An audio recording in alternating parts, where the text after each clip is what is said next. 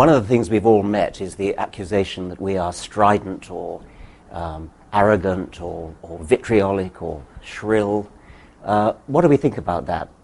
Yeah, well, I'm amused by it because I went out of my way in my book to address reasonable religious people, and I flew the draft with groups of students who were deeply religious. And indeed, the first draft incurred some real anguish. And so I made adjustments. And it didn't do any good in the end because I still got hammered for being rude and aggressive. And I came to realize that it's a no-win situation. It's a mug's game. The religions have contrived to make it impossible to disagree with them critically without being rude. Without being rude. They sort of play the hurt feelings card at every opportunity, and you're faced with the choice of, well, am I going to be rude, or am I going to articulate this criticism? I mean, am I going to articulate it, or am I just going to button my lip? Right. Well, that's what it is to trespass a taboo. I think we're all encountering the fact that religion is held off the table of rational criticism in some kind of formal way, even by, we're discovering, our fellow secularists and our fellow atheists. Just leave people to their own superstition, even if it's abject and causing harm, and don't look too closely at it. Now that was, of course, the point of the title of my book, is there is this spell and we got to break it.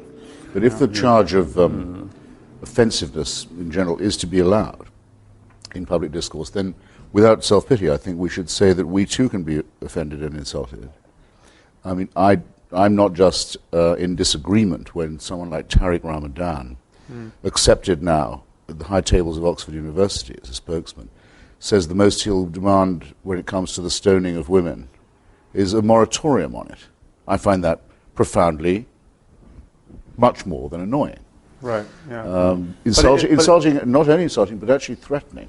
But you're not offended. This is you don't take any. I don't see you taking things personally. You're alarmed by the liabilities of certain ways of thinking, as in Ramadan's case. But he would say, or people like him would say, that if I doubt the historicity of the Prophet Muhammad, I've injured them in their deepest feelings. Right. Well, I am in fact.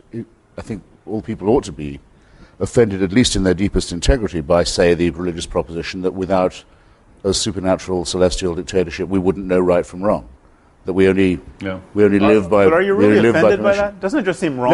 No, I say only, Sam, that if the offensiveness charge is to be allowed in general and arbitrated by the media, then I think we're entitled to claim that much without being self-pitying or representing ourselves as an oppressed minority, which I think is an opposite danger, I will admit. I'd like to add also that I agree with Daniel that there's no way in which the charge against us can be completely avoided, because what we say does offend the very core of any serious religious person at any rate. If we deny the divinity of Jesus, for example, many people will be terrifically shocked and possibly hurt. It's just too bad. I'm fascinated by the contrast between the amount of offence that's taken by religion and the amount of offence that people take against really anything else, like your artistic taste, your taste in music, your taste in art, your politics. You can be not exactly as rude as you like, but you can be far, far more rude about such things. And I'd quite like to try to quantify that, to actually do research about it, actually test people with statements about their favourite football team or their favourite piece of music or something, and see how far you can go before they take offence, compared to, is there anything else, apart from, say, how ugly your face is, that gives such... Or your husband's or wife's or girlfriend's or partner's face. Yes. Well, it's interesting you say that, because I regularly debate with the terrible man called John Donoghue of the Catholic Defence League, and he actually is righteously upset by certain trends in modern art, which tend to draw attention to themselves by blasphemy. Well, for example, Serrano's Piss Christ, or the elephant dung on the Virgin, and so on. And indeed, I think it's quite important that we share with Sophocles and other pre-monotheists a revulsion to desecration or to profanity, that we don't want to see churches desecrated or no, indeed not. religious icons trashed and so forth. We we share an admiration for at least some of the aesthetic achievements of religion. Right. I think this whole notion of I think our criticism is actually more barbed than that, in the sense that we are offending people, but we're also telling them that they're wrong to be offended. I mean, physicists aren't offended when their view of physics is disproved or challenged. I mean, this is just not the way rational minds operate when they're really trying to get at what's true in the world. And religions purport to be representing reality, and yet there's this peevish and tribal and ultimately dangerous reflexive response to having these ideas challenged. I think we're pointing to the total liability of that. Well, and two, there's no polite way to say to somebody, you've wasted your life. Do you realize you've wasted your life? Do you realize that you've just devoted all your efforts and all your goods to a glorification of something which is just a myth? Or have you ever considered even if you say, have you even considered the possibility that maybe you've wasted your life on this? There's no inoffensive way of saying that, but we do have to say it because they should jolly well consider it. Same as we do about our own lives. Oh, absolutely. Yeah. Yes. Dan Barker's making a collection of clergymen who've lost their faith, but don't dare say so because it's their only living. It's the only thing they know what to do. I've heard from one of them, at least. Have you? Yeah. Yes. I used to have this when I was younger in arguments with the members of the Communist Party. They sort of knew that it was all up with the Soviet Union. Many of them had suffered a lot and sacrificed a great deal and struggled manfully to keep what they thought was the great ideal alive. Their mainspring had broken, but they couldn't give it up because it would involve a similar concession. Right. But that certainly, if anyone said to me, how could you say that to them about the Soviet Union? Didn't you know you were going to really make them cry and hurt their feelings? I said, don't be ridiculous. Don't be absurd. But it's I find it, in many cases, almost an exactly analogous argument.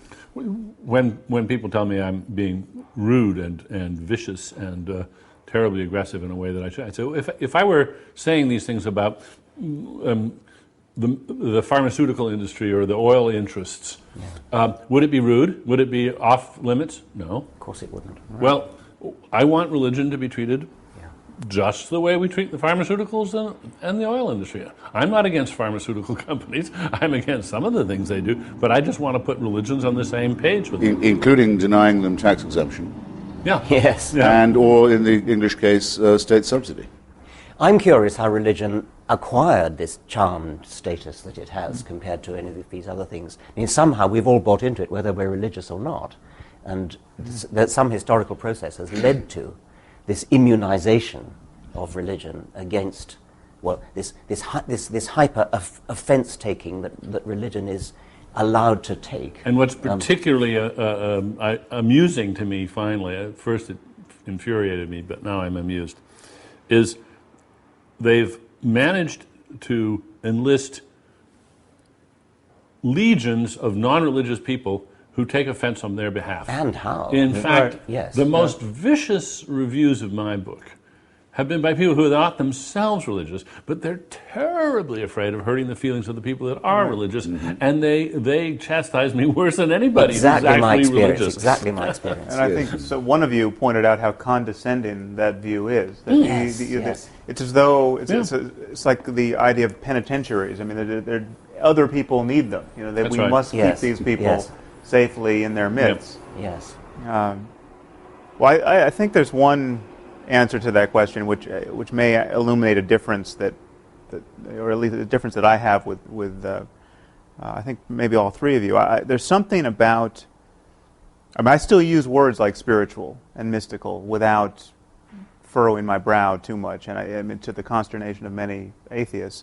I think there is a range of experience that is rare and that is only talked about without obvious qualms in religious discourse. And because it's only talked about in religious discourse, it is just riddled with superstition, and it's used to cash out various metaphysical schemes which it can't reasonably do. But clearly people have extraordinary experiences, whether they have them on LSD, or they have them because they were alone in a cave for a year, or they have them because they just happen to have the neurology that is particularly labile that allows for it. But people